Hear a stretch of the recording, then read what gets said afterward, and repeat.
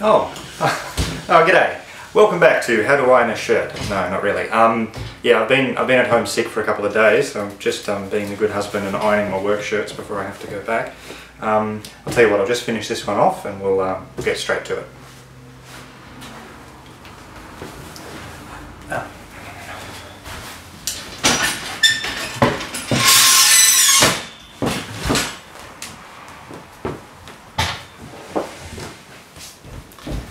Sorry about that. Hi again. Like to make a few announcements this time around. Actually, you might have seen my not so subtle thing that was taking up half the screen in the last video, but I actually made this dice tower, and what I'm thinking of doing, because there's a little bit of there was a few people asking about my other dice tower in some of my earlier videos. I'm actually going to make a video probably between this series and the next series. On how to build one of these yourself. Pretty simple, just using bits and pieces. So yeah, I'm hoping to turn that into a sort of its own sort of little running video series. I'm going to call it Going Overboard, and it'll be just some videos relating to other aspects of gaming, making your own things to help your board gaming in certain ways and things like that. So we'll see how that goes. I'd also like to announce the next game that we're going to start playing, what the next series will be.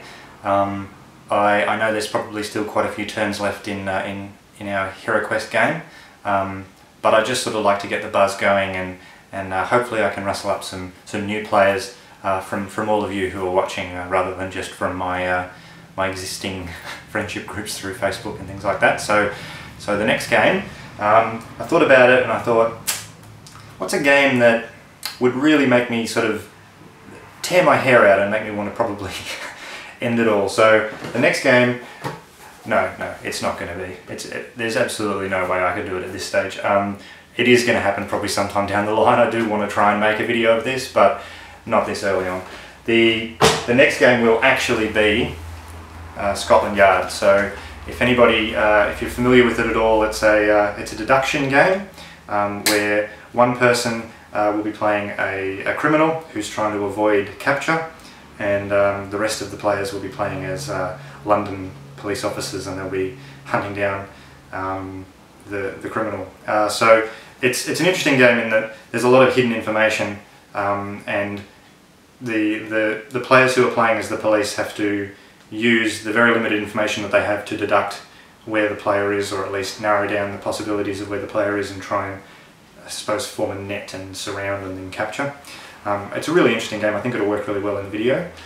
So I'll probably be playing as the criminal Mr. X, just simply because that lends itself better to the production of the video.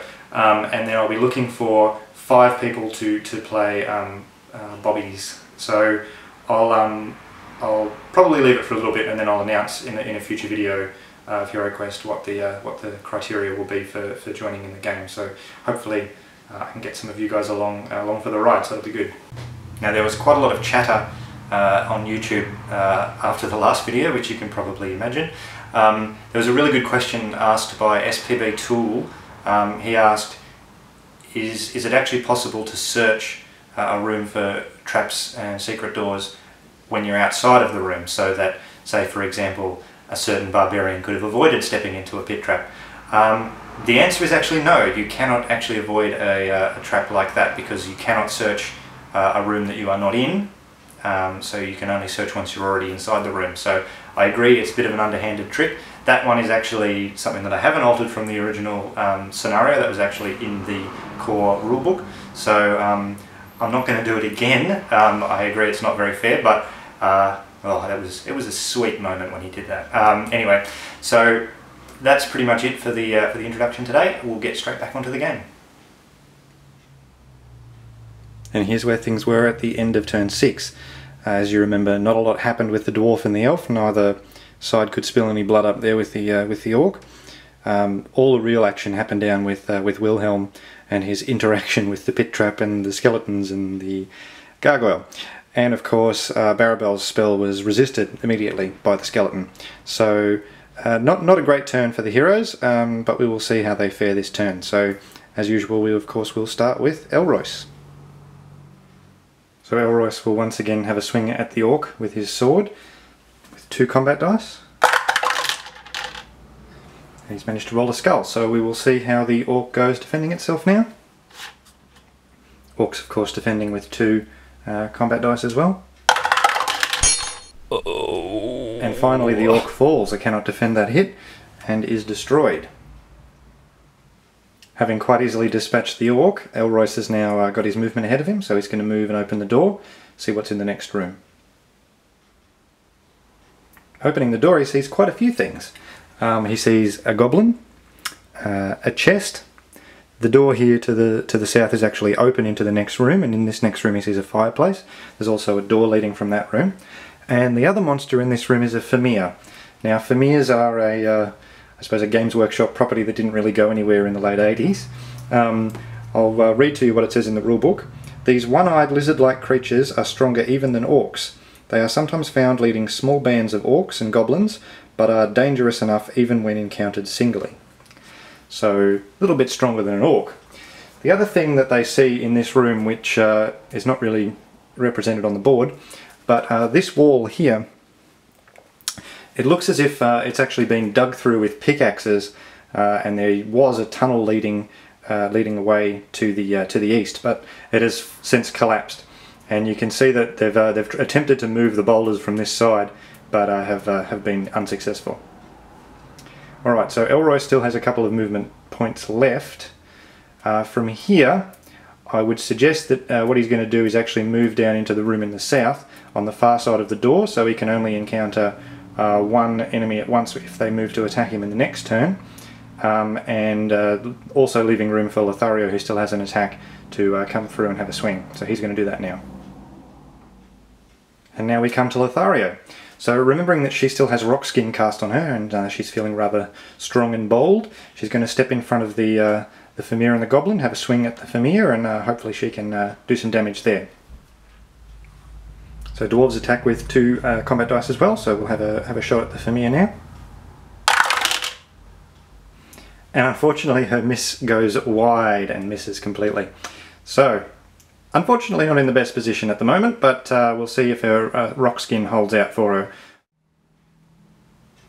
Now, to say there was a lot of discussion between the players on what to do about Wilhelm's situation would be quite a large understatement. The eventual decision was that Wilhelm is going to have a go at trying to kill the gargoyle, however he can go with that. And then if he does kill the gargoyle, he's going to flee back out to the passageway, where he will meet Barabel, who will cast a heal spell on him. If he can't kill the gargoyle, then there's not a lot he can do except stay where he is, and then Barabel will be casting Genie on the gargoyle, and hopefully killing it there, so he only has to cop 3 hits from the skeletons. There is still a fair chance that he won't make it through this turn, but we'll see how he goes. He'll have an attack, first of all, of course, at the gargoyle, remembering that he's still in the pit, so he's going to be suffering a -1 die to his attack, so he's only going to be attacking with 2 dice. But we'll see how he goes. So here it is, the moment of truth. He turns to face the gargoyle, and from the bottom of the pit swings his mighty sword upwards, and completely misses. Oh dear. Okay, so there is absolutely nothing else that Wilhelm can do with his turn except stay where he is, and we will hope, for his sake, that Barabel's casting of this spell will save him. So now we'll move on to Barabel.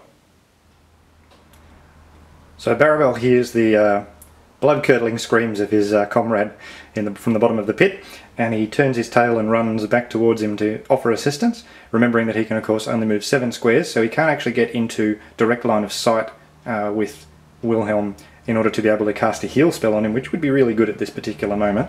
But anyway, he'll move down the corridor now. And from his new position outside of the room, he will cast the Genie spell. This spell conjures up a genie who will do one of the following: open any door on the board, the room's contents should be put out, or attack anyone on the board. He will attack only once with 5 combat dice. The spell is then discarded. It should be noted that most spells require a line of sight to be able to be cast upon anybody, but because of the wording of the Genie spell, you don't actually need line of sight. You can attack anyone on the board. So, Barabel is going to have a go at casting it upon the gargoyle, and we'll see how he goes. So it's 5 combat dice. So there's 2 hits from the first 4, and I'll re-roll a single one of the other 2. And 2 hits on the gargoyle. So the gargoyle is now going to have a chance to defend itself. As we remember from the last video, gargoyles have 4 defense dice, so we will see how that goes.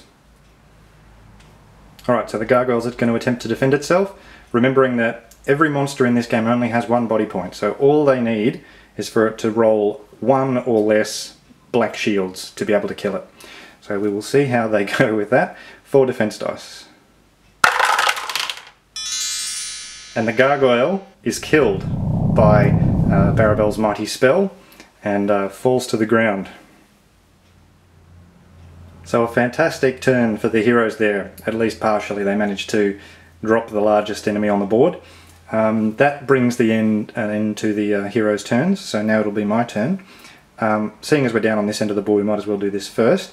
So first of all is movement, and the skeleton in the corridor by itself that would have the sleep spell cast upon it last turn is going to have a move now. It moves 6 squares, so it's not actually going to be able to get to Barabel in this turn, but at least it's going to be able to move towards him. So it's going to move, and then the 3 skeletons surrounding Wilhelm will have their turns to attack. And again, skeletons attack with 2 dice, so we'll start with the one on the western side. And that skeleton misses completely. Now the one in the south. 1 hit there from the one in the south. And now the one in the east. And a double hit there from the one in the east. So there is a chance that Wilhelm will die this turn if he cannot defend at least 2 of those skulls. So we'll see how he goes. Remembering of course that he is in the pit, he only can roll 1 dice for defense. So we'll start with the skeleton in the south, which was the one that hit him for 1 skull of damage. And he has managed to defend that hit, which is fantastic news for him, because if he wasn't able to defend that, he was going to die on the next roll. So now we'll go for the other skeleton, the one in the east. It of course hit him for 2 skulls, and we'll see how he goes defending that hit.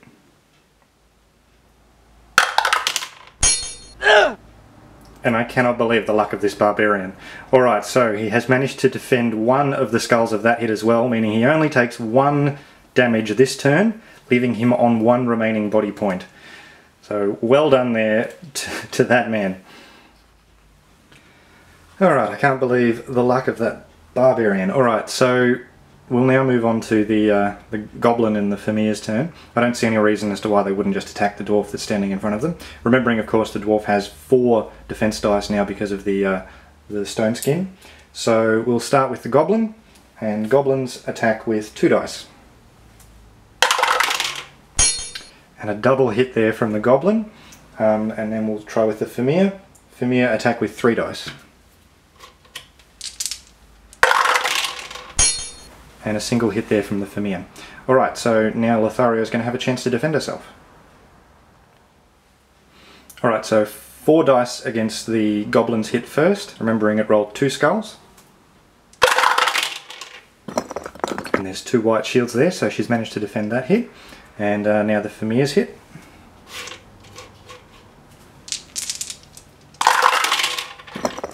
And she defends that hit as well. So rock skin remains in effect. That spell is only dispelled once she takes damage. So she lives on to fight another day with those really good rolls. After that series of unfortunate rolls on my behalf, that brings us to the end of turn 7. It was a turn in which a barbarian that we all know and love managed to cheat death yet again. So we'll see what happens on the next turn. My name's Tinny. Thank you very much again for watching Tortuga.